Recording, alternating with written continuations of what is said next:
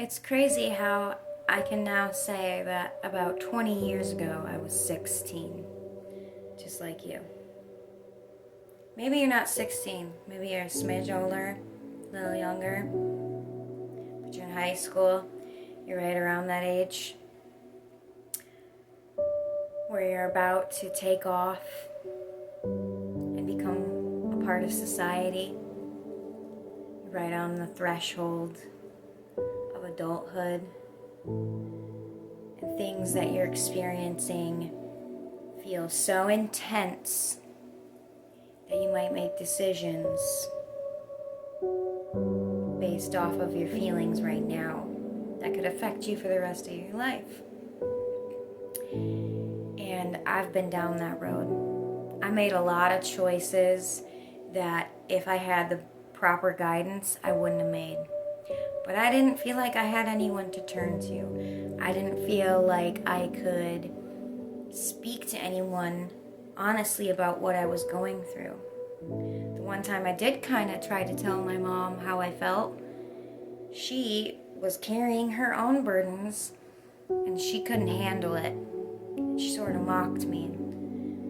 I love my mom. I don't like to speak ill of my mother, but she didn't understand. And so the thing is whether or not you have people that you can go to, you can always go to God. And I know how difficult that might be for you right now. But you can go to the Father and you can lay it all down. You can tell Him what it is you're feeling, what it is you're going through, what you're struggling with, and just ask Him for help. Even if all you feel like you're doing is just saying it out loud or saying it to God, you can leave it there at the altar. Sometimes the enemy lies to us and we don't think we have anyone that we can turn to. Sometimes the enemy lies to us and we think we're so different from other people around us. We don't realize how many similarities we actually have. I wasn't a popular girl. I was the outcast. I had a small period of popularity when I was a cheerleader, but I had to work really hard to get to that place, to realize that I didn't want to be there, that I wasn't like those other girls. So I thought, coming full circle now, at this point in my life, God has brought me to the revelation of I'm not that different from the popular girl. The one that might seem like she has everything together, or they might have everything together and their life looks so great on the outside, but at the end of the day, when they're alone in their room, they go through the same things that you do. They struggle with feeling like they're worthy of love. They have feelings of doubt about themselves. They might not like themselves. They might ridicule every tiny little thing about themselves, overly judging themselves, criticizing themselves, overthinking situations with other people. And when you do that in your head, at the end of the day, you build it up. And when you keep building that up over time, you'll get to a place where you feel like you're in the pit, in the depths of depression, which I now understand that's a stronghold. That's an open door for the enemy. So when these things happen to you, don't do anything permanent based off of a temporary feeling. Maybe that's hurting yourself. Maybe that's trying to take your own life.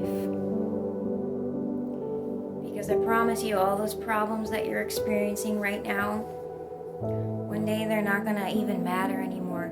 You're gonna forget a lot of that stuff, and it's not gonna matter. I can tell you what, roles and places in society change when you get out of high school. None of that stuff matters. I can look back, scroll through social media on different things if I want to, and I can see a lot of those girls in high school that were like super popular. They don't look like they have their life together anymore, and that's kind of sad. So I'm saying all that to say that the place you're in right now is temporary. It's not always going to look this way. And instead of trying to find the differences between you and other people, try to find the similarities.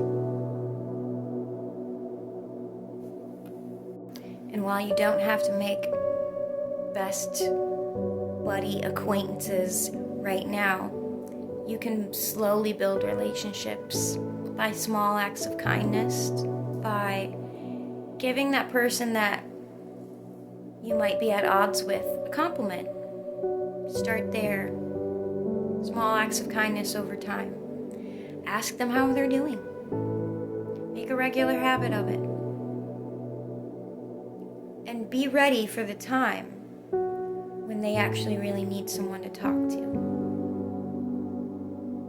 This is how you build long-lasting relationships. Those relationships that seem like they're on fire at first and everyone's all buddy-buddy, that I've learned that a lot of those relationships tend to die out because when the time of testing comes, they fall.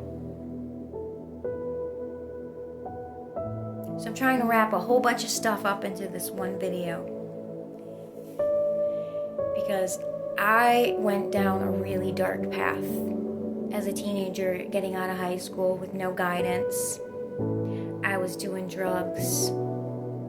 I was having coitus outside of marriage. I became a dancer. I got pregnant at 19. My life was a mess. I had no direction. And I did everything based off of feelings. And that got me into a lot of trouble. Over and over and over again. I ended up in abusive relationships, you name it. All because I did things based off of how I was feeling. And it's difficult. But you gotta remember, feelings aren't facts. And it might seem like it's a small choice or a small decision sometimes, but it's a slippery slope. You might say, oh, I might just have this J this one time at a party, or oh, I might just take this pill this one time at a party, or I might just do this one time, or it's only temporary. And the line that you had that was over here, every time you push it a little bit, one day it's going to be all the way over here and you're not going to know what happened. You're going to look back and go, how did I get here? It's because all the way back over here, where you're at right now, you compromised on your morals. The little compromises matter. The little things matter. The little choices, the little decisions, they do matter. They add up over time. And that may not look like it right now, but it will eventually. So don't make important decisions based off of how you're feeling right now. There's a lot of different ways that you can cope with your feelings that are healthy. Start making lists of things that you think are healthy for coping. Hot baths, walks, art, whatever it is you're into that's healthy. Start doing those things, and even if you don't feel like doing them, do them. And of course,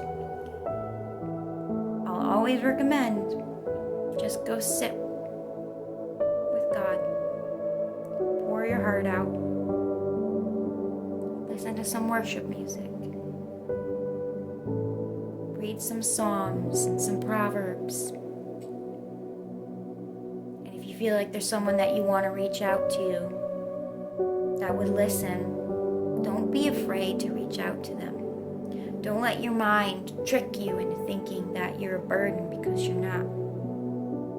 There are people that do care. You might be surprised at how much.